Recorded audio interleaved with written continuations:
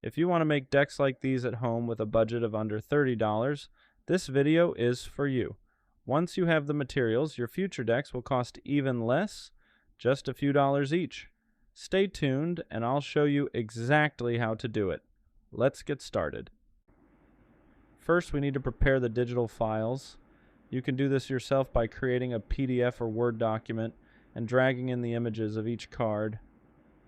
If you want to learn how to design your own custom cards, and I have more tutorials on my YouTube channel, and you can also check out my website, ElkoyTCG Academy. Now there's an easier way to prepare these PDFs or Word files. There are many proxy printing platforms that automatically generate ready-to-print PDFs. For this video, I'll be using MTG Print. It's completely free. You just need to create an account. Once that's done, upload your card designs to the site and wait for them to finish uploading. When everything is ready, click on Boy, download PDF file. A pop-up will appear where you can adjust how you want your PDF to look. Personally, I always set it to center and fill borders, but this depends on your cutting tools and setup. I'll talk more about that later on in the video. Now comes the most delicate part. To make the cards, I use 2 pairs of scissors, a long one, about 17 centimeters, for straight cuts, and a shorter one for the finer details. You'll also need a corner rounder, and of course the most important part, the printed sheets of your cards. To keep it as cheap as possible, the best option is to find a local print shop in your city or nearby. You can also do it online, since many print shops now offer great prices and home delivery. You'll need to do a bit of research to find the best option in your area.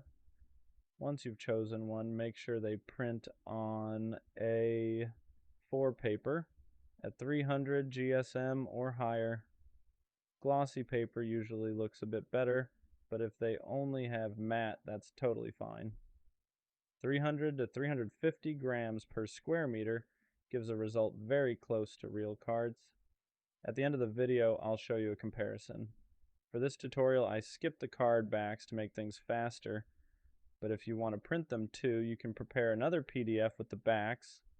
In MTG Print, just upload 9 back images so they align correctly with the fronts. Your print shop can guide you on how to do it.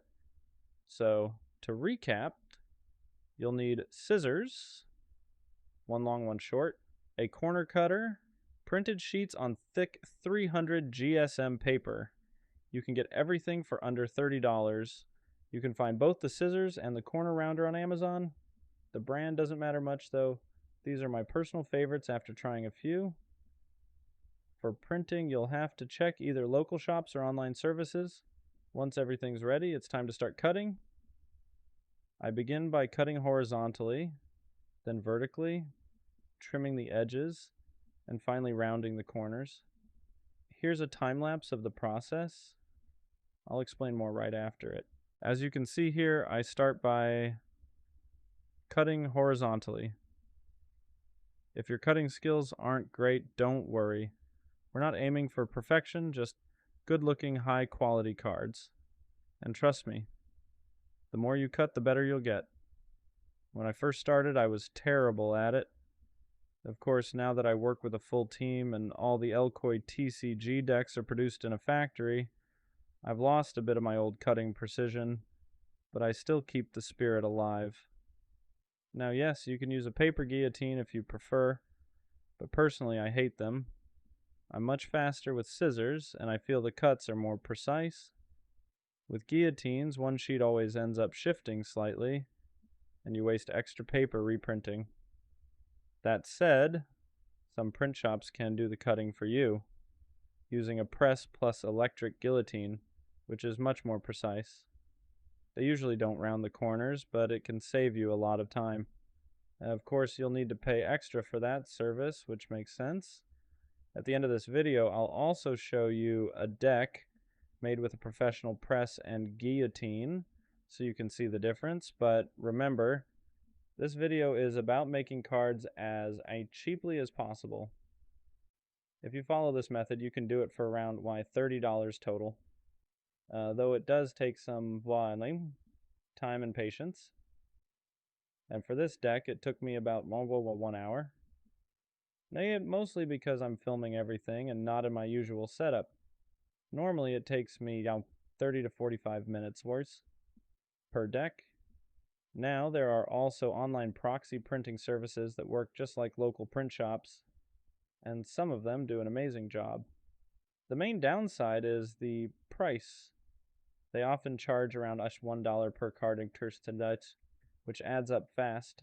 Ordering in bulk can reduce the cost, but overall, doing it yourself or through a local shop is much cheaper.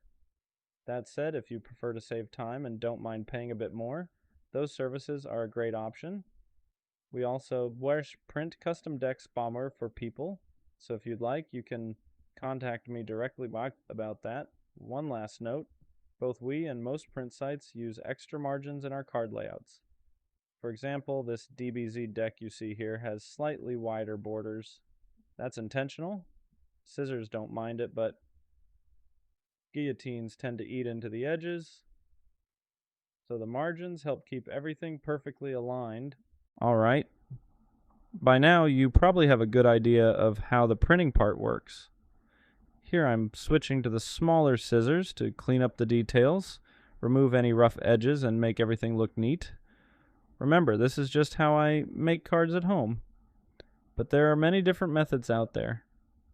I really encourage you to experiment, look for more tutorials, and find the process that works best for you. Some people use cutting machines like Cricut or similar automatic cutters.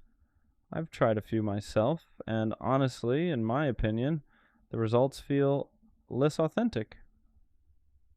They look a bit too perfect, less like real cards, but they're still a totally valid option. And of course, they're way better than just printing on paper and gluing it to another card. So yeah, explore, test things out, and if you want, share your own methods in the comments. I'd love to see how you guys make your cards. Even though I don't really make cards at home anymore, we now print everything professionally for ElkoyTCG. This process brings back a lot of nostalgia since it's how I first started. And there's always something new to learn from the community. People come up with really creative methods all the time. Alright, we're almost done. The last step is rounding the corners. I use this Katamaru PRO corner rounder, which in my opinion is the best one out there. I've been using it for a long time without any issues. Eventually, after about a year of heavy use, I did have to replace it because the blades started to dull, but overall it's incredibly reliable. I've tried other models before and some didn't cut evenly or made the corners look weird and uneven. But the Katamaru Pro gives that perfect smooth round finish every time. You can usually find it on Amazon for around $10. And if it's not available in your region, there are other valid alternatives that will work just fine too. Now let's take a look at the differences between the cards and see how they turned out. First, let's start with the deck I just finished cutting. As you can see, not every card is perfectly identical. There are small irregularities here and there, but overall I'd say the result looks pretty solid. As you can see, the durability is pretty good. It's a bit thinner and softer than an original card, or one from ElkoyTCG, but still holds up really well. Definitely good quality for a homemade card. You can even shuffle it without sleeves, and it feels great in hand. Overall, I'd say this is a solid result and a job well done. Alright, now let's take a look at some cards made with a press and an electric guillotine. As you can see, the cuts are much more uniform, and every card is exactly the same size. In this case, the corners aren't rounded, so you'd still need to do that manually. They shuffle really well and feel just as sturdy, since they're printed on the same 300 GSM paper as the hand-cut ones. The only real difference here is precision. However, this also shows exactly why I don't like guillotines. If a single sheet one moves even slightly, you can immediately see it. The alignment and borders end up off, and the print looks uneven now on one side. And now let's take a look at the Elkoy cards. Of course, my personal favorites.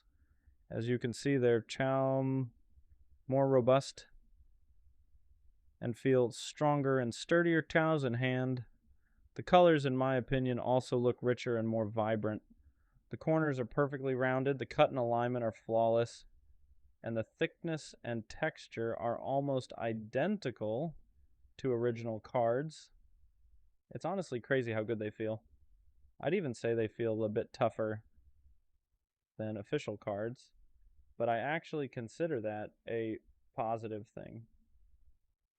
Older MTG cards used to feel more like this, but lately, maybe it's just me, it seems like the print quality or material of official cards has gone down a bit.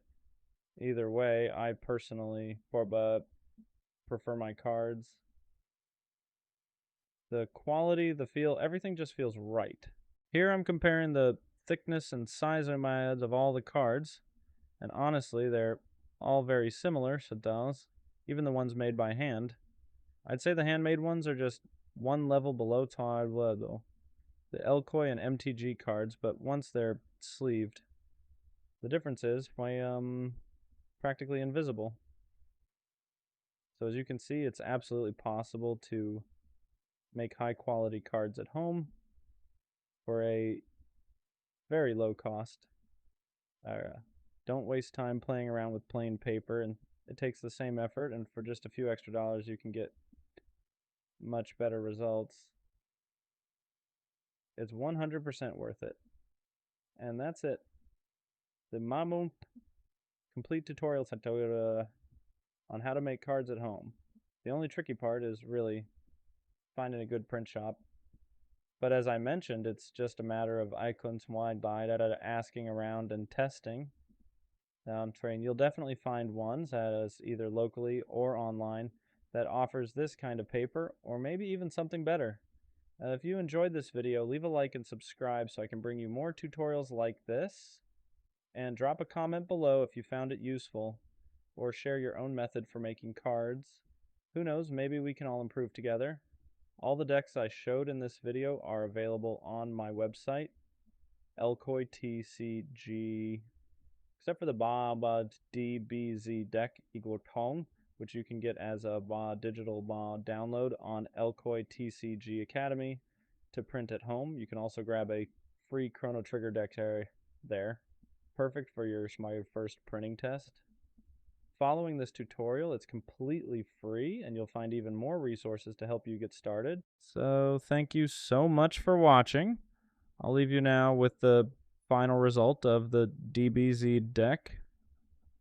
Hope you enjoy it, and I'll see you again soon. Thanks for watching. See you next time.